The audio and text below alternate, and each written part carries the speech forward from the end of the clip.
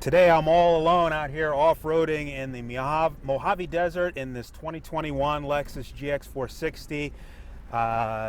And there's an unwritten rule in off-roading world that you're not supposed to off-road solo, and that's what we're going to get into today.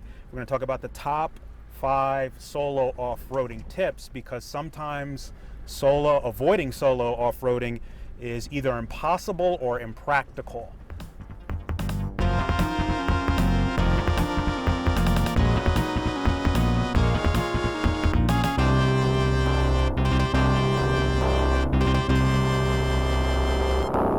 Welcome back to the channel, everybody. As stated in the intro, today we're going off-roading. We are off-roading in the Mojave Desert.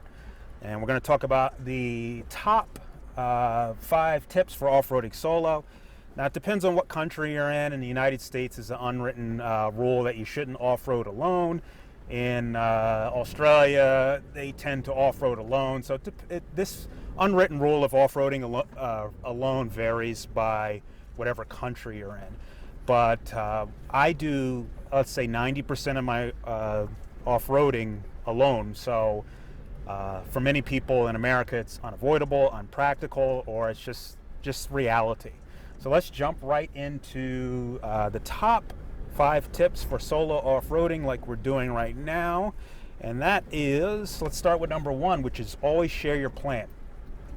So this trail I'm going down, I've told somebody that's responsible where I'm going, and I've shared a map with them. So when you go solo off-roading, it's very important to share exactly where you're going. Everybody's got Google Maps, you got software, map, just like a pilot filing a flight plan. Make your trail plan or your off-roading plan publicly known to someone that is responsible. And presumably, if you run into trouble, this person's going to know where you went, and they're also going to know that if you don't come back by a certain time, where to look for you, exactly where to look for you. This applies whether there's cell phone service or not. It's always a good idea to share your plan, but especially when there's no cell phone service available, share your plan. Let somebody know where you're going, because you may need to be rescued. If you don't tell somebody where you're going and you're alone, they can't find you. So that's number 1. Number 2 is to have some recovery gear always. Now, a experienced off-roader told me that the best recovery gear is right behind me. I can't really reach it, but it's a shovel. So a little shovel about this big. Always have recovery gear, and a shovel will generally get you out of 90% of issues. Now, that's subjective. I don't just carry a shovel, obviously. We carry a bunch of stuff. So in the back behind me, there's a bunch of boxes with, ropes. There's recovery points on the vehicle. There's a jack. There's a tire patch repair kit. There's all sorts of recovery gear. We'll get into the details of recovery gear in another video. Just know for now that I have recovery gear, and you want to make sure you have as much recovery gear that you need to get yourself out of a jam, or if somebody comes along to help you, you guys can link up recovery gear and they can help you out. For instance, we carry ropes, and it's not just so I can save myself. It's also if someone comes around, another truck, they can use my ropes to pull me out on one of my recovery points. So have recovery gear is an important number 2. All right, the next or third tip for solo off-roading is to drop digital breadcrumbs. In other words, grab your phone. Everybody has one of these, right? Grab your phone and go ahead and just make sure that you're leaving what I call digital breadcrumbs. And that's just a fancy term for send some messages to someone that cares about you. They may not go through, so it doesn't matter if you have cell phone service or not, but let them know it's such and such time. So whatever time it is, it's 12:47 now. So it's 12:47. I'm halfway through the trail. I'm a quarter way through the trail. I've reached such and such landmark. Leave that in whatever social media or messaging service you use. And even if it doesn't go through, let's say there's no cell phone service and the message doesn't go through, it may magically pick up. Look at all this trash here. Ugh. So it may pick up when the signal, just kind of floats in and out sometimes. So you may get, look at these rocks. You may get service, and you may be good to go, is what I'm saying. But even if you do have service, in other words, let's say there is cell phone service, you'll be able to update the person where you are. And that's what I'm babbling about, is by leaving digital breadcrumbs, you're constantly updating your loved one about where you are. So that's number 3. All right, also on this trail, you may have noticed that someone left some red tape on some of the bushes out there. Those are, not digital breadcrumbs, but they're another form of breadcrumb that people leave. So any type of tape or something can kind of mark your path, especially if you decide to go off path or whatever. But it's another way of dropping breadcrumbs to tie some sort of ribbon or something. All right, next and 4th tip for solo off-roading is to bring water, but more importantly than water, electrolytes. Now this is going to depend on your climate. We're obviously in the Mojave Desert. It's very high and dry here, and believe it or not, you cannot survive on simply water.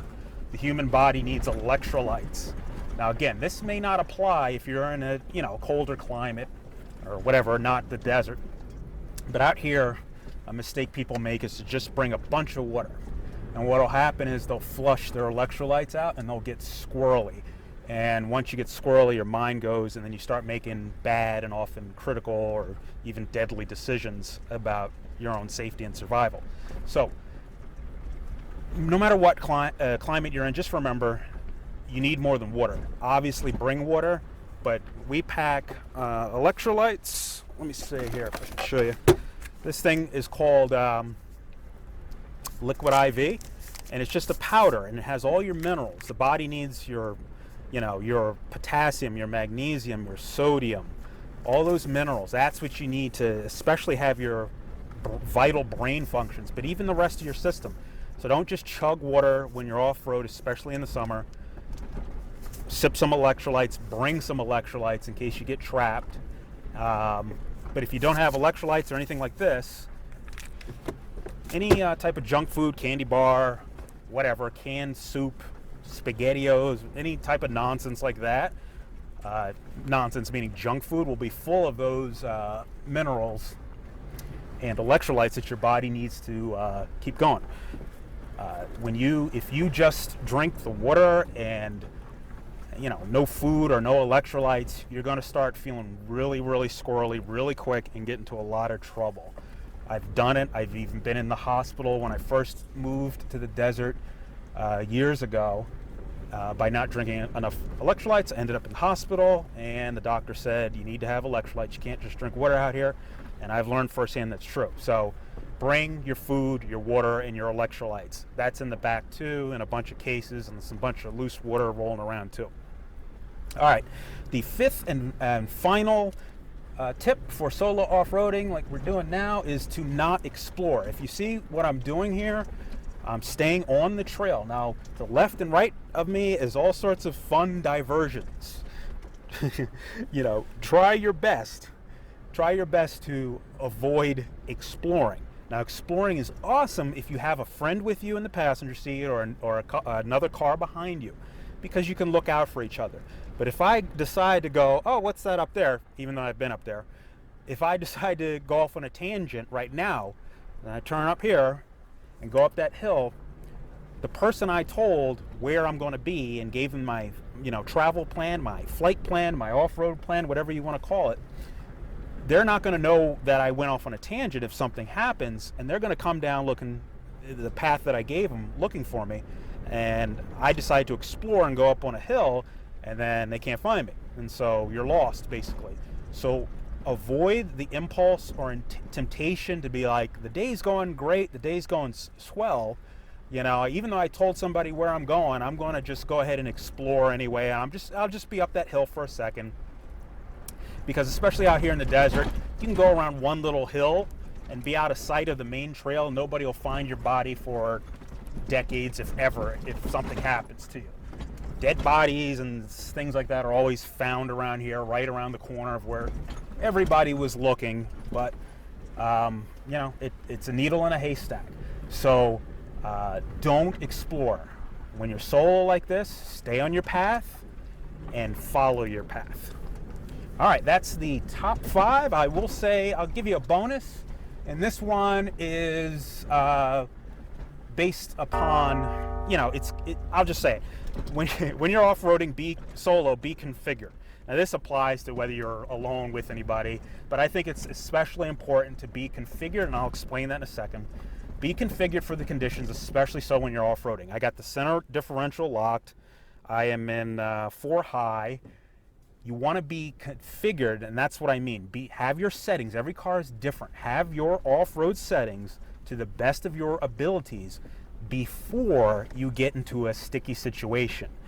Don't do like a lot of, it's not, you know, I'm not calling anybody out or being negative by any means, but there are some people out there on YouTube that go off-roading in the default street configuration, whether that's 2-wheel drive, rear-wheel drive, or not having the diff locked, or not airing down, or whatever you need to do to have the maximum advantage.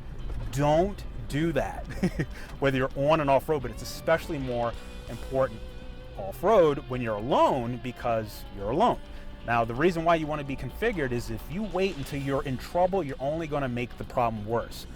The purpose of having all your traction aids, your center diff, your lockers, your A-track, everything configured and ready to go is to keep you from getting into trouble, not to get you out of trouble. The last thing you want to be is solo out here playing around, and you're playing around in rear-wheel drive because you think the traction aids are only when you need them, only when you're in a sticky situation. And next thing you know, you're in a sticky situation and you realize you were supposed to use those traction aids before, not after you got in trouble. So be configured. Get all the help you can get before you head off solo. That's it. I hope you found this video helpful. If you did, please consider liking and subscribing. Thank you, and have a great, great day.